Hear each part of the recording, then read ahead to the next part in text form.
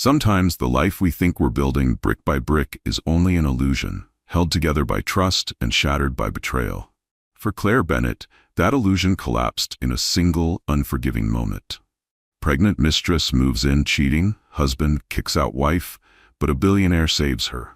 They say every perfect marriage hides its cracks, but for Claire Bennett, those cracks turned into craters overnight. One moment, she was the cherished wife of a self-made tech millionaire, Logan Bennett, living in a luxurious estate beyond her wildest dreams. The next, she found her world shattering before her eyes. A devastating betrayal, a pregnant mistress demanding her place, and an ultimatum that drove Claire out of her own home. Confused, heartbroken, and left with nowhere to go, Claire prepared to face a cruel reality.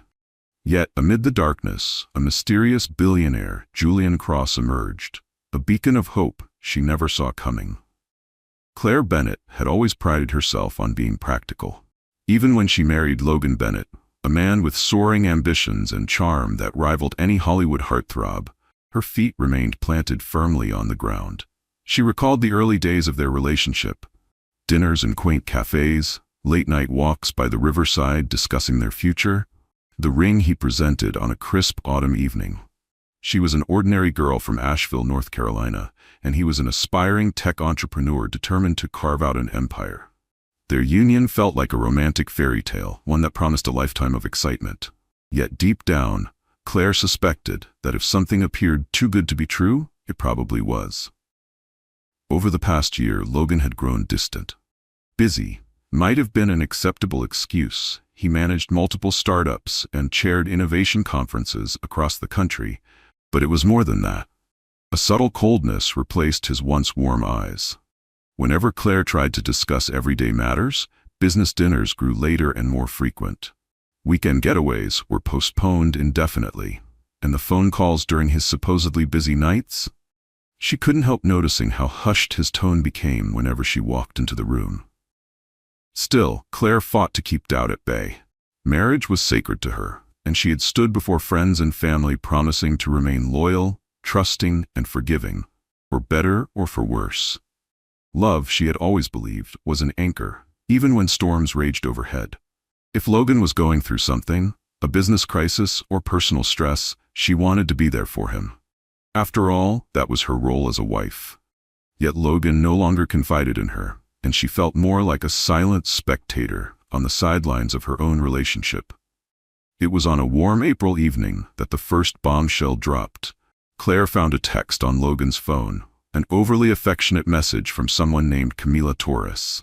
Her breath caught mid-read, a sickening chill spreading through her chest as the words blurred before her eyes. She stood in the kitchen, phone in hand, trembling, not just from rage or heartbreak, but from the sharp sting of betrayal that pierced before she could even process it. Torn by a mix of curiosity, dread, and guilt, she looked further. The conversation was intimate, peppered with stolen photos and confessions of longing that Claire hadn't heard from Logan, at least not in a very long time. Photos of shared hotel rooms, inside jokes, and secret weekend plans. They painted a vivid picture of a life Claire hadn't known existed. And the worst part? Camila referred to Logan as my escape. Stunned, she confronted him. He insisted it was nothing but a flirtatious mistake, the kind of drunken text exchange that meant absolutely nothing.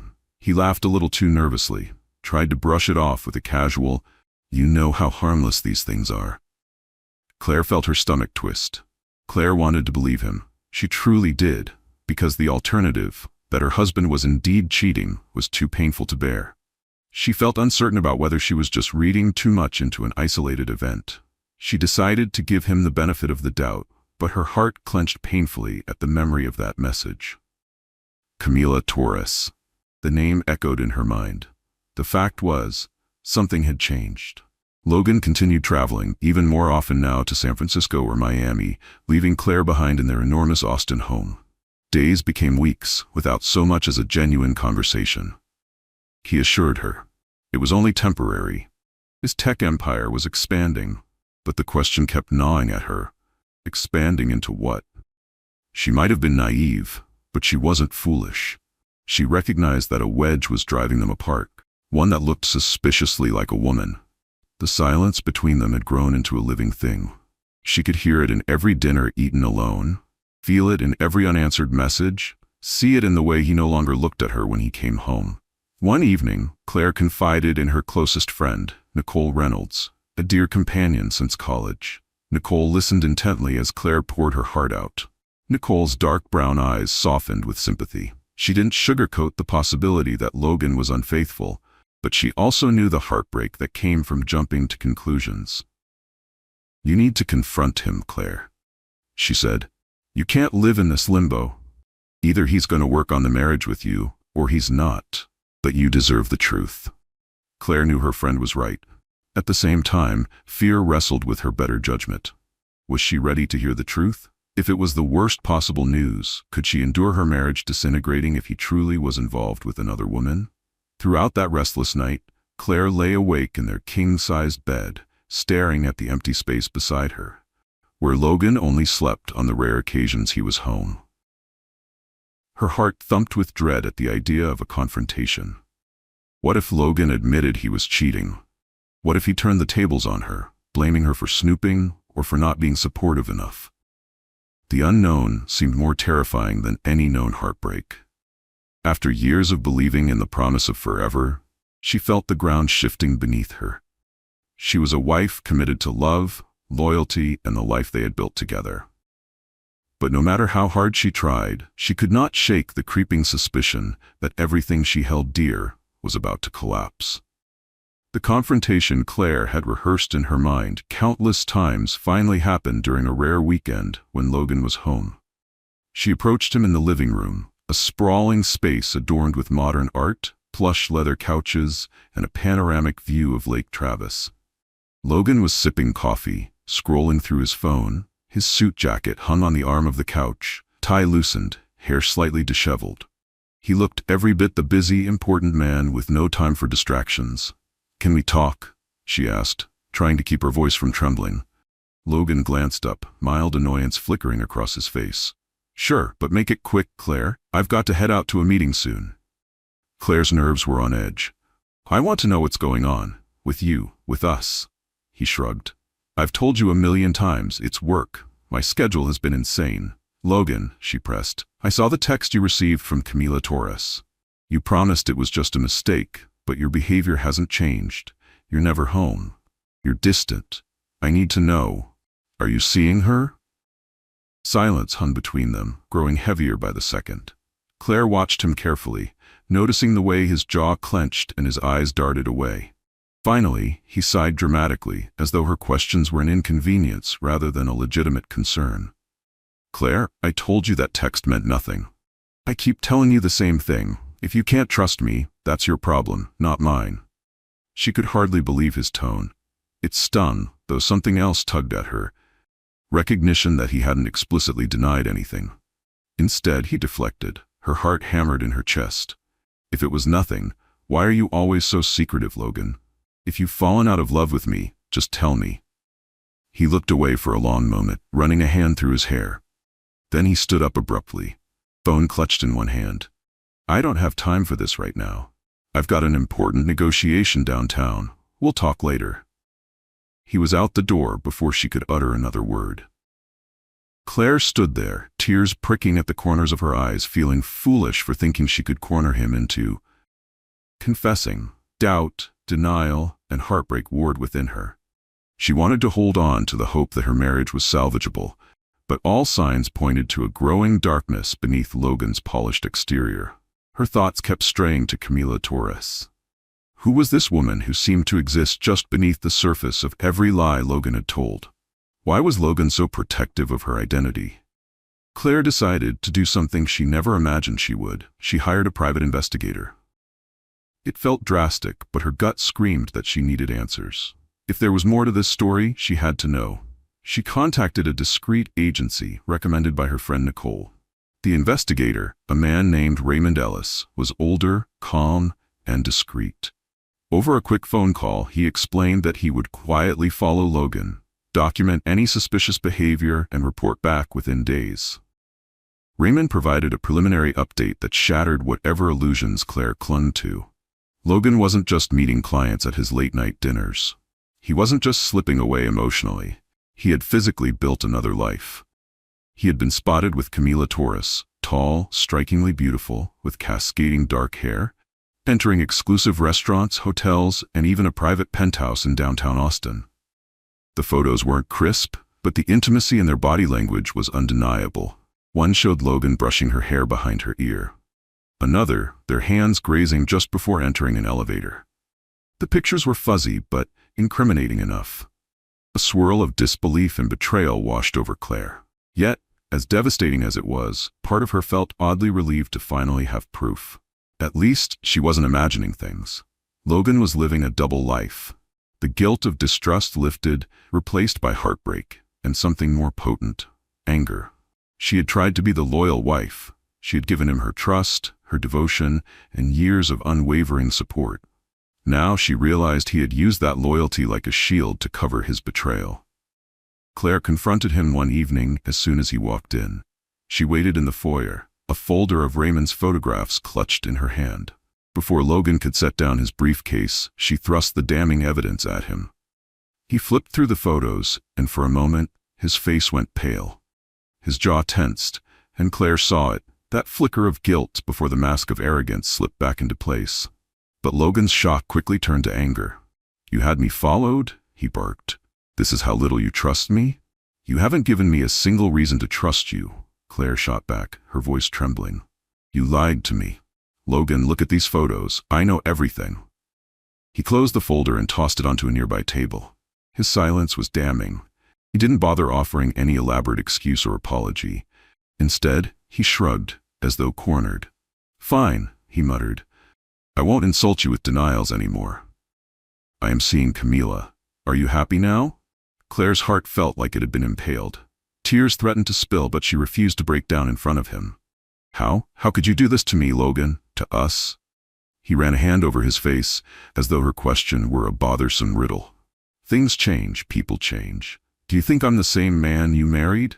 The same guy from Asheville? We live in a different world now. I have bigger responsibilities, bigger goals." Her voice cracked. "We took vows. You promised. Promises made in a different context," he interrupted, his eyes cold.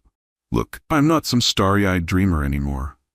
I've built a reputation, wealth, and a life that requires certain sacrifices. You can't expect me to remain the same small-town guy."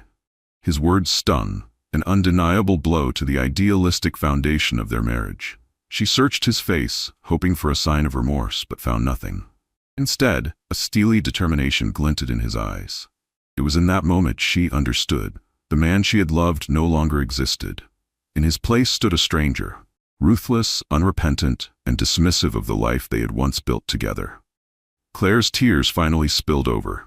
She retreated up the grand staircase, feeling more alone than ever in her own home. She locked herself in the guest bedroom. She couldn't bear to stay in the master suite that now felt haunted by betrayal. She realized that the simplest illusions she'd believed in had collapsed. Their marriage might have only been a stepping stone for Logan's ambition, an accessory to his shining image. Where her love had been real, his had evidently faded, replaced by a thirst for something else: adventure, danger, or the thrill of a new conquest. She remembered Nicole's words, "You deserve the truth." Well, she had it now, and the truth was a blade that cut deeply. In the days following the brutal confession, Claire tried to envision her next move. Part of her wanted to scream at Logan, demand a divorce, and walk away from the opulence that now felt tainted by his lies. Another part, perhaps more vulnerable, still harbored the faint hope that he would come to his senses, realize he was destroying everything for a fleeting affair, and beg for forgiveness. But Logan remained indifferent, rarely even coming home. When he did, they barely acknowledged each other. Then, on a muggy June evening, Logan returned to the house, accompanied by Camila Torres. Claire had been sitting in the living room, numb to the flickering television, when they strolled in. Camila was stunning, wearing a fitted designer dress that accentuated her figure, her hand resting protectively over her midsection. Claire's heart sank at the sight. There was a slight but unmistakable bump. The moment felt surreal, like a twisted dream Claire couldn't wake from. Her grip on the blanket over her lap tightened until her knuckles turned white. She couldn't breathe, not from panic, but from the weight of humiliation pressing down on her chest. "This is my house too," Camila said matter-of-factly, as though she were discussing the weather. "And I have nowhere else to go." Claire looked to Logan, praying this was some sick misunderstanding. But Logan stepped forward, unapologetically calm. "Camila's pregnant," he announced. "It's my child. I promised her I would take care of her. So she's moving in." Claire blinked, struggling to process the words that shattered what remained of her reality. The man she once saw as her anchor now stood aligned with someone else, shielding her like she was the one who belonged. For a moment, Claire felt the world tilt beneath her. "You're throwing this at me out of nowhere," she whispered, voice shaking. Logan exhaled. "It's not out of nowhere. Our marriage hasn't been working, and now Camila is expecting my child. I need to be by her side." Claire stared at him. A heart-wrenching realization surged through her. Her marriage was over. Any pretense of healing or reconciliation had vaporized. "What about me? I'm still your wife. What do you expect me to do now?" Camila eased herself onto the couch, a smug smile curling on her lips. "I suggest you find somewhere else to stay, Claire. This environment is stressful for the baby, and I'd rather not deal with tension." Claire's stomach churned. The audacity. This woman sitting on her couch, speaking to her as if she were the intruder. Claire's anger flared. "How dare you walk into this house and talk to me like that?" Logan raised a hand as if pacifying two unruly children. "Stop it. Look, Claire, let's not pretend anymore. I'll send some staff to help you pack. You'll be taken care of financially, but I think you should leave tonight." The finality of his tone confirmed it. There was no going back. Claire felt a flash of humiliation, heartbreak, and rage. She wanted to scream at him, to ask what she had done to deserve this cruelty. But all that came out was a broken whisper. "You're a monster, Logan." She bolted upstairs, tears streaming, half running, half stumbling as she packed a suitcase in her daze. She fumbled through clothes and memories collected over years of marriage. Where would she even go at this hour? Could she show up at Nicole's? Every item she folded felt like an echo of the life she thought she had. Photos, a honeymoon sweater, a love note tucked in a drawer. Now all of it felt like lies wrapped in fabric. Downstairs, she heard Camila's soft laughter and Logan's low voice, likely discussing how to rearrange the furniture to fit Camila's taste. The absurdity hit her. She was being replaced in real time, like outdated furniture. Clutching her suitcase, she fled downstairs. She couldn't bring herself to look at them. All she caught was Camila's satisfied smirk, confirming Claire's worst fear. She was being erased from her own life. Without a backward glance, Claire stepped into the night, a swirl of cool air and despair surrounding her. The mansion door slammed shut behind her. The sight of her car in the driveway was a brutal reminder. Outside, she was still Mrs. Bennet, the wealthy wife who had it all. But inside, everything had crumbled. Her life had been ripped away in a blink because her husband's mistress was carrying his child. As Claire climbed into the car, she thought of the betrayal, the humiliation, the unknowns ahead. For the first time, she felt utterly powerless, like a stranger in her own existence. Claire drove aimlessly through the city, tears blurring her vision. Part of her wanted to call Nicole, but it was late and shame weighed heavily. A hotel crossed her mind, but even that felt too much. In desperation, she called her brother, Dylan Caldwell, who lived 2 hours away in Houston. Sleepy and alarmed, Dylan answered after several rings. Claire spilled everything, her words trembling. His usually confident voice wavered. "That son of a... You should come down here. I'll get the guest room ready. Stay as long as you need." Though Dylan's offer was comforting, Claire hesitated. She didn't want to be a burden. She also felt, in a strange twist, that running to her brother might make it all too real. Maybe she wanted some space to digest it all alone, to figure out her next step. With trembling hands, she thanked him and said she'd consider it, but that she had to sort her thoughts first. She told him she'd call back soon. By the time she hung up, she found herself parked in front of an upscale lounge near downtown, the Cypress Room. A modern building with sleek black windows and gold lettering. A wave of nostalgia washed over her. Before the marriage began to crumble, she and Logan had attended an event there hosted by an old acquaintance of his, a man named Julian Cross. Also a successful entrepreneur, Julian ran a chain of luxury hotels and private clubs. He had always exuded a subtle air of kindness behind his polished demeanor. He and Logan weren't particularly close. They moved in the same social circles, but had parted ways on multiple business ventures due to conflicting interests. Yet Claire remembered how Julian would always greet her warmly at social gatherings, always with genuine curiosity about her life. She recalled once, at a charity gala, how he had confided in her about his philanthropic dreams, building shelters in underprivileged neighborhoods. She had found him far more compassionate than most millionaires she'd met in Logan's orbit. She sat there in the driver's seat, tears dried but cheeks still stained. Remembering that same charity gala, Julian had politely listened as she talked about her interest in setting up community centers in her old hometown. He had even given her his personal card, telling her to contact him if she ever needed help with a charity event. Now, ironically, she needed help, but of a vastly different sort. Almost on autopilot, she retrieved her purse and found that card. Julian Cross, CEO of Cross Global Retreats. There was a personal phone number scribbled beneath his name. Her mind swirled. Would it be too outrageous to call him now, especially about something so personal and humiliating? Yet at that moment she realized she had no idea where else to go. The idea of sleeping in her car or drifting into a random hotel alone sounded terrifying. She dialed the number, heart pounding. The phone rang 3 times before a groggy but recognizable voice answered. "Hello?" Julian sounded concerned, as though anticipating bad news at such a late hour. "This is Claire Bennett from the charity events." Her voice trembled with uncertainty. There was a brief silence, and then he spoke gently. "Claire? It's quite late. Are you all right?" And in that moment, the floodgates opened.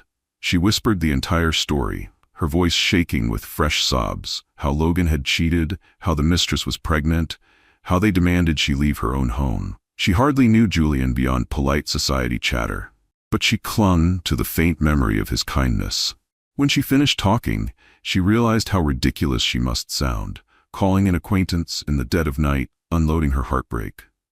"I'm so sorry," she said quickly, embarrassment blooming. "I shouldn't have. I don't know who else to call. I'm parked outside the Cypress Room, actually. Please, don't worry. I'll figure something." Her rambling ceased when he interrupted, his voice calm yet urgent. "Where exactly are you? Are you alone? You shouldn't be on the street in the middle of the night." She told him the address, tears forming again, because even hearing concern from someone felt overwhelming. "I'm fine." She tried to insist, though her voice betrayed her. "You're not," Julian said firmly. "Stay right there. I'm sending one of my people to escort you into the Cypress Room. I own that building. You'll have a room for the night, free of charge. I'll be there as soon as I can." Before she could protest, he ended the call. Claire sat there, stunned, feeling a swirl of relief and confusion. Why was Julian being so generous? They'd barely had more than a few conversations. But she had no time to second-guess his kindness. Within minutes, a well-dressed employee approached her car, gently tapped on her window and guided her inside. The foyer of the Cypress Room was grand, with marble floors and crystal chandeliers. The staff member quietly led her to an elevator that whisked them to the 10th floor. Moments later, she found herself in a luxurious suite boasting floor-to-ceiling windows with a view of the Austin skyline. Plush furniture and a king-sized bed promised comfort she desperately needed. The employee, introducing himself as Marcus, set her suitcase down with respectful deference. He mentioned that Mr. Cross was on his way, and that if she needed anything, she should just dial the front desk. Left alone, Claire sank onto the sofa, hugging a pillow. Her world had imploded in the most humiliating public way possible. Yet here she was, safe for the moment. Thanks to the help of a man she barely knew. Emotions tumbled in confusion, heartbreak, and a curious gratitude. Some 30 minutes later, the room's doorbell chimed. Claire walked over cautiously and opened it to see Julian Cross. He was dressed casually in a black sweater and jeans, his sandy hair slightly tousled as though he had rushed out of bed. Concern etched his refined features. Without a word, he gently ushered her back into the suite, gesturing for her to sit on the sofa. "Claire, I'm so sorry for what you're going through," he said softly. His empathy was almost too much to bear. New tears welled up in her eyes, and she tried to stifle them. "Thank you for letting me stay here. I didn't know who else to call. Julian sank into an armchair opposite her, maintaining a respectful distance. You can stay as long as you need, he insisted. No charge. If you prefer something more private, I have a property outside the city, a vacation home that's not in use right now. It's in a gated community, very secure. If you need a place to gather your thoughts or just escape, it's yours. Claire stared at him, stunned. The kindness of this near stranger contrasted so sharply with the cruelty she had just experienced from her own husband. Overwhelmed, she could only manage a choked, "Thank you." Julian gave a small nod and rose to leave. "I'll let you rest, but I'll check on you tomorrow.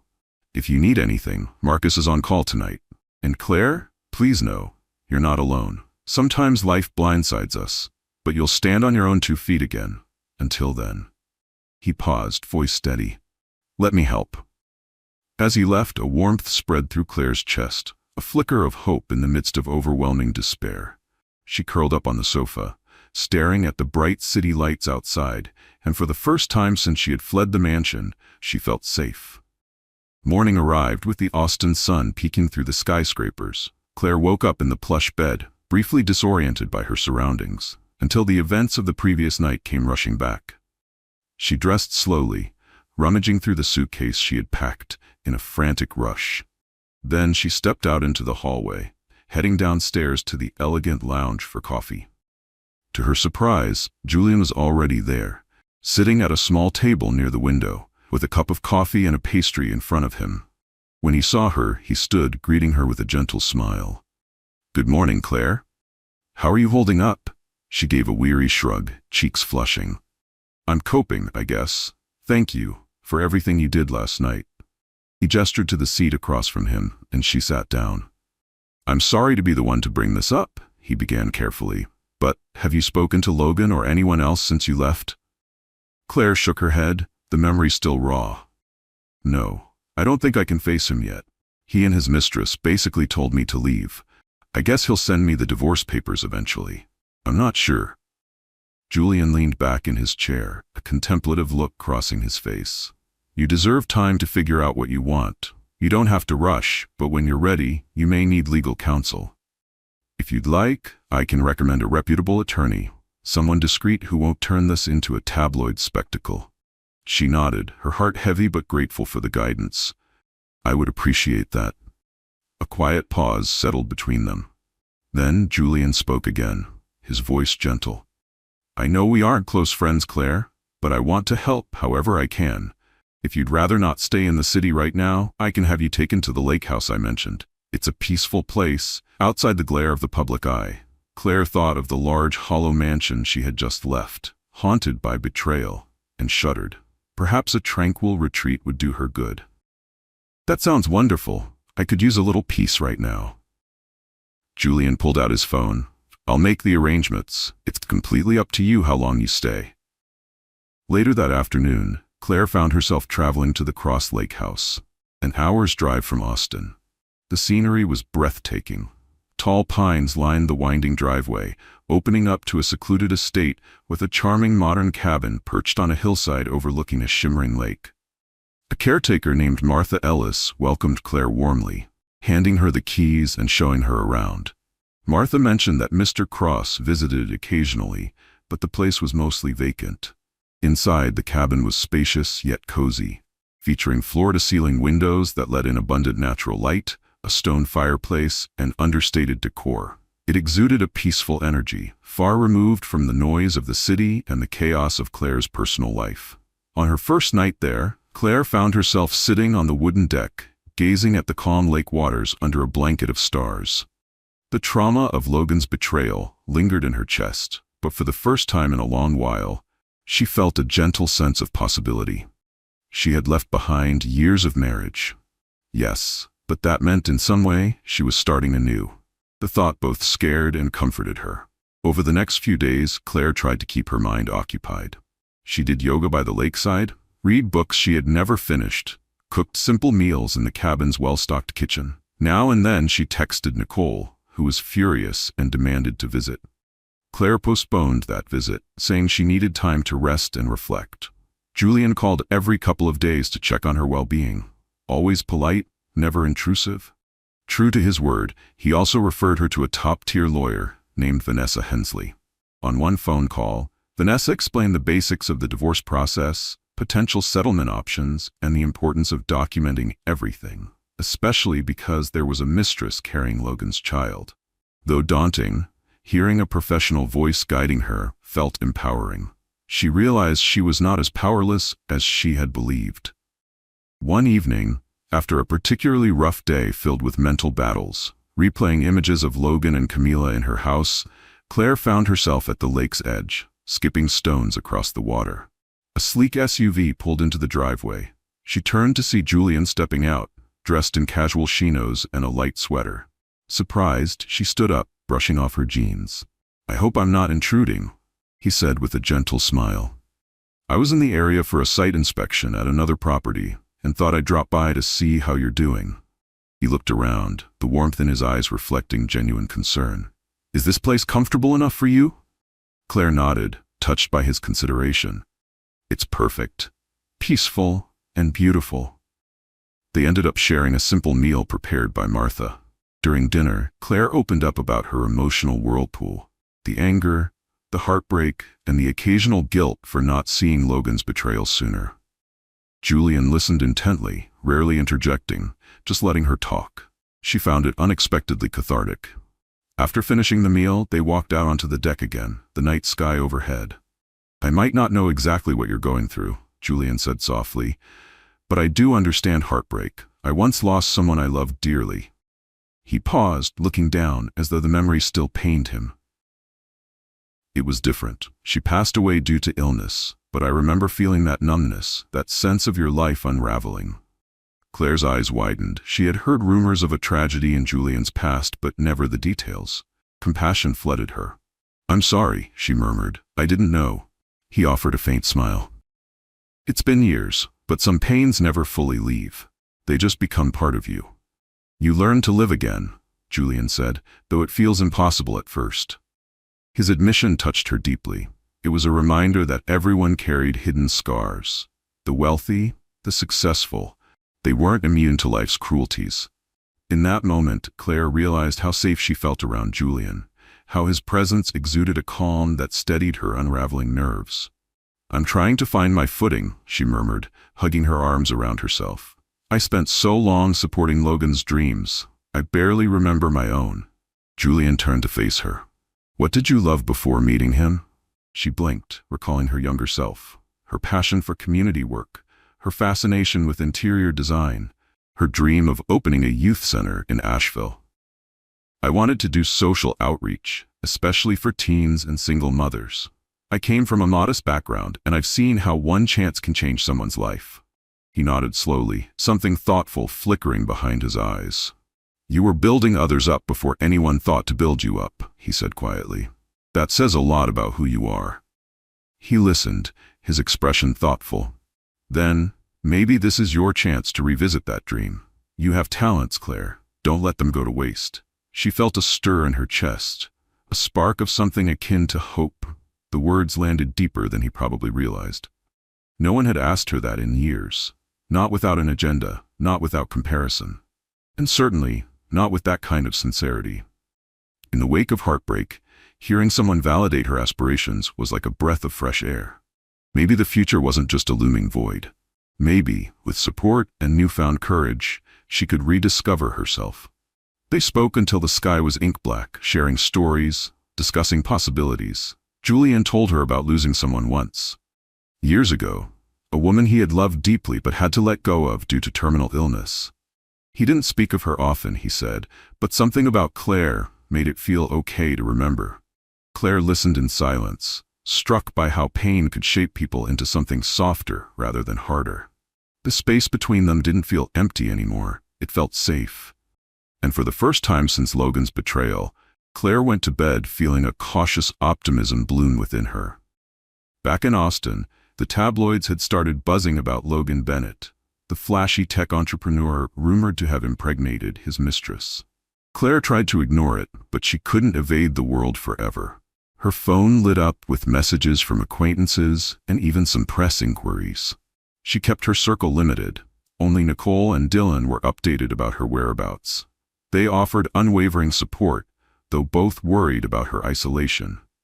Meanwhile, as Vanessa Hensley delved into the details of Logan's assets, she discovered that he had moved certain finances around in an apparent attempt to shield them from potential divorce settlements. There were shell companies, hidden real estate investments, and suspicious overseas accounts. Vanessa urged Claire to keep a low profile, but to remain firm. Claire had never wanted a vicious legal battle. She wanted what was fair, but mostly she just wanted closure. New beginning. Yet it seemed Logan would not make it simple. One afternoon, her phone buzzed. It was Logan. Against her better judgment, she answered. His voice was clipped. "Claire, I spoke to my lawyers. We're drafting an agreement. I trust you'll be reasonable." Reasonable? The word sparked her anger. Reasonable, like how you and your mistress kicked me out of my own home? Or are you referring to trying to hide assets so you don't have to pay me what I'm owed? There was a momentary pause. "Don't start with accusations. I've taken care of you for years." She laughed bitterly. "Yes, you've taken care of me while you cheated, fathered another woman's child, and demanded I leave the moment she walked in." What a shining example of devotion. The tension crackled. Finally, Logan muttered, "I'll be in touch. Don't push me, Claire. You won't like the outcome." He hung up. She stared at her phone, hands trembling. Any residual illusions of an amicable settlement vanished. Logan was determined to keep his fortune intact, possibly under Camila's influence. The very thought made Claire's chest tighten, but she reminded herself she had a competent attorney. She would not be bullied. Days later, Vanessa called Claire with more unsettling news. Logan's legal team was proposing a meager settlement, an insult considering his net worth. And rumor had it, he was even preparing a smear tactic, claiming Claire had known about the affair and encouraged him to live separately. It was a blatant lie, but it revealed how dirty he was willing to fight. Claire closed her eyes, exhaling a shaky breath. She was done playing the victim. If Logan wanted a war, she would defend herself with everything she had. She might not have the financial muscle he did, but she had the truth. And she had a skilled lawyer who believed in her case. While she navigated the legal quagmire, Julian occasionally visited or called. He never pried, he simply offered support. Their connection grew in quiet, subtle ways. A shared dinner, a walk by the lake, late-night talks about life's unpredictability. Claire found solace in his presence. She discovered new layers to the gentleman behind the affluent facade. Julian surprised her with an idea. "I've been thinking about your passion for outreach," he began, eyes bright. "One of my companies has a charitable arm. We're always looking for new philanthropic initiatives. If you're open to it, we could partner with you to start a community center. Maybe in Asheville?" Claire's mouth fell open. It felt too good to be true. She stammered. That's enormous. I wouldn't even know where to start. Are you sure?" He nodded earnestly. "I'm sure. The logistics can be sorted out. We have the funds, and you have the heart and vision. It could be a pilot project, with you at the helm." Claire blinked away sudden tears. For so long she had shelved her own dreams, made herself smaller to fit into someone else's narrative. Now someone was asking her to lead, not follow. Overwhelmed, she felt tears prick her eyes. For so long, her dreams had been submerged under Logan's ambitions. Now someone believed in her enough to offer not just moral support, but the resources to realize her vision. "I'd love to," she whispered, gratefulness coursing through her. "Thank you." Julian's eyes softened. "We'll make it happen, together." Those words echoed in her mind, together. She wasn't alone in this fight or in her future endeavors. Though she had lost so much, life had a strange way of opening new doors, and perhaps new connections she had never anticipated. But the path forward wouldn't be seamless. The very next day, as they began drafting the framework for the center, Claire hit her first wall. A zoning issue, then a permit holdup. An anonymous complaint had even delayed an early walkthrough. She suspected where that had come from, but chose to focus on progress. Every setback reminded her. This wasn't just about opening a building, it was about rebuilding herself. As the divorce case proceeded, Logan grew more belligerent. One day, Vanessa informed Claire that Logan's lawyer had presented a particularly harsh set of demands. Logan wanted to finalize the divorce quickly, offering a lump sum far below what she was legally entitled to, hoping Claire would crack under pressure. It became clear that he was also hiding behind the unborn child, using that situation to garner sympathy among his inner circle. Enough was enough. Claire decided it was time to face Logan in person. She arranged a meeting at Vanessa's office. The tension was palpable the moment Logan walked into the conference room, wearing an impeccably tailored suit accompanied by his smug lawyer. Camila was absent, but had apparently become a fixture on the gossip blogs, flaunting her baby bump and her future Mrs. Bennet status. Claire hadn't seen Logan face to face since that horrible night. He looked older, more stressed, though he tried to mask it behind a stern expression. She felt a jolt of conflicting emotions: anger, sadness, and an odd sense of pity for the man who had let greed and lust erode his humanity. The negotiations started with formalities. Logan's lawyer delivered his spiel about how Claire was adequately compensated for her years as Mrs. Bennet. Vanessa countered with evidence of Logan's financial manipulations and the possibility of contesting them in court, which could severely damage his public reputation. Tensions escalated. Voices rose. Finally, Logan spoke. "Claire, we don't have to drag this through the mud. You'll get a comfortable settlement. Just sign, and we can both move on." She stared at him evenly, refusing to be intimidated. "Comfortable for who, Logan? For you and your mistress, who took my home and my marriage? No. We'll go to court if we must. I won't be bullied." The fury in his eyes was unmistakable. But Claire no longer cowered. She had discovered her resolve, nurtured by the realization that she deserved more than scraps of his conscience. She had a new life budding, with or without his money. In fact, as painful as it was, she realized she didn't need him or his fortune at all. Vanessa's voice pierced the silence. "We'll see you in court then," she announced, finality in her tone.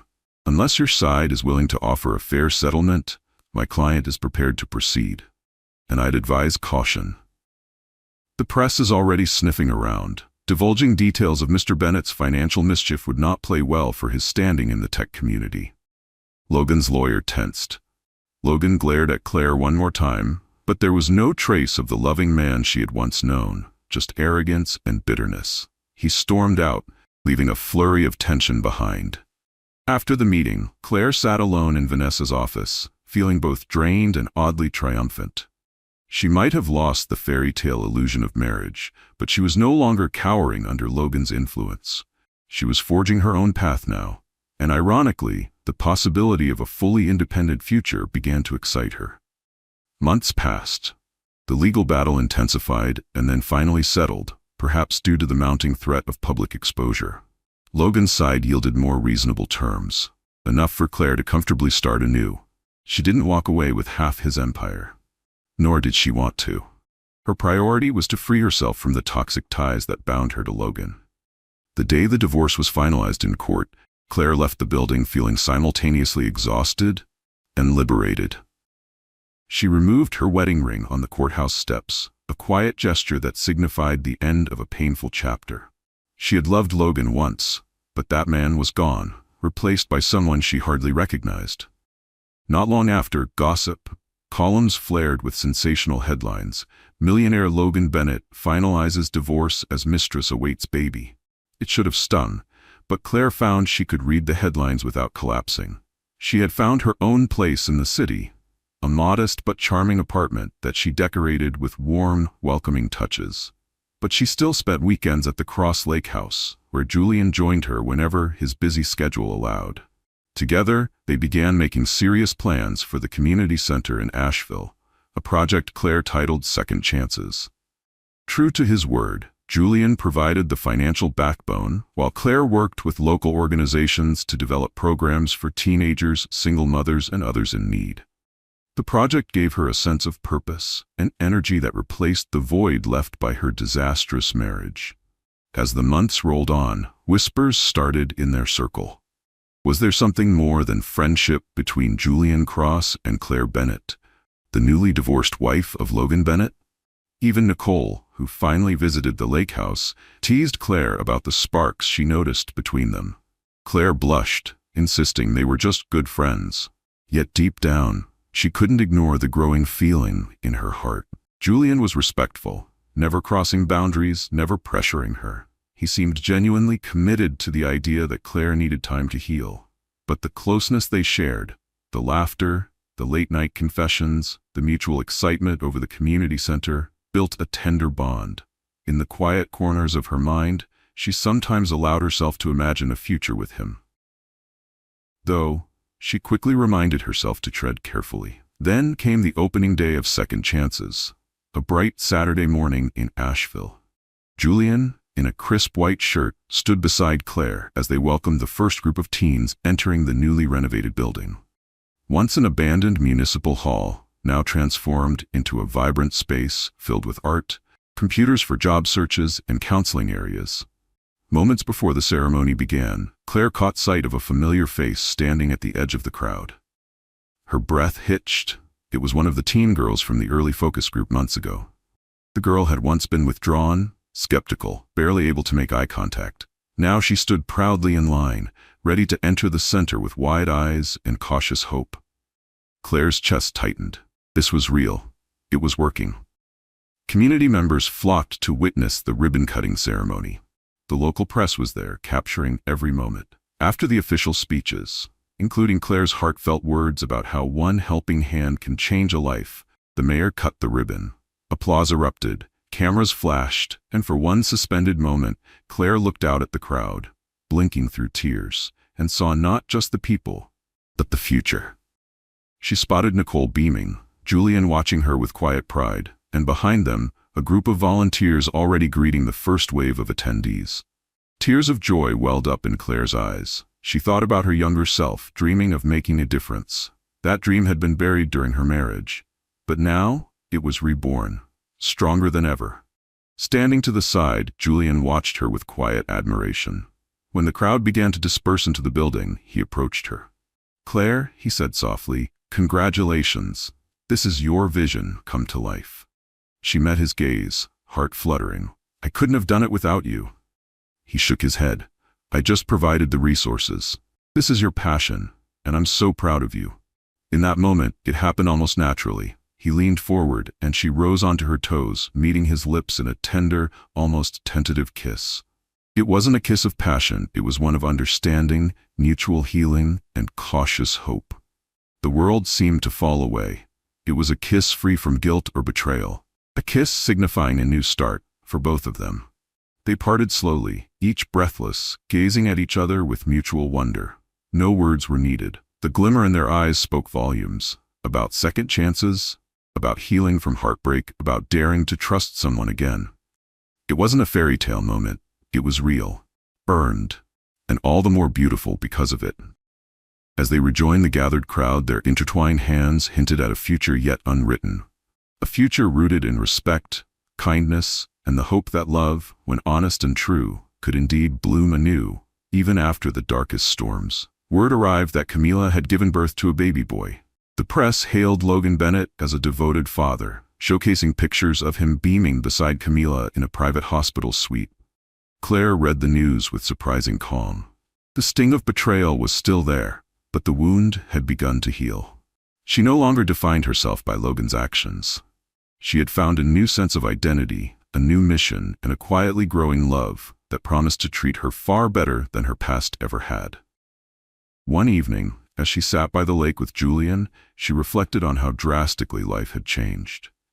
In just a year, she'd gone from a devastated wife to an independent woman, spearheading a philanthropic venture she had always dreamed of. The betrayal that once threatened to destroy her had instead propelled her toward growth. And sitting beside the man who had helped her reimagine her strength, Claire smiled. Not because everything was perfect, but because she had survived. And in her survival, she had bloomed. In that sense, Logan had, ironically, given her the greatest gift of all: freedom. Freedom to rediscover her dreams, to build something meaningful, and to open her heart to a man who truly saw and cherished her. Dear friend, thank you for joining Claire on this emotional roller coaster, a journey marked by betrayal, heartbreak, resilience, and ultimately, healing.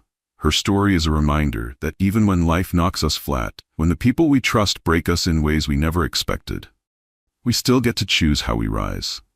Sometimes, the end of one chapter, no matter how brutal, is the exact beginning we needed. When a cheating husband and his pregnant mistress tried to erase Claire from her own life, she didn't let it define her. Instead, she built something new, from the ground up.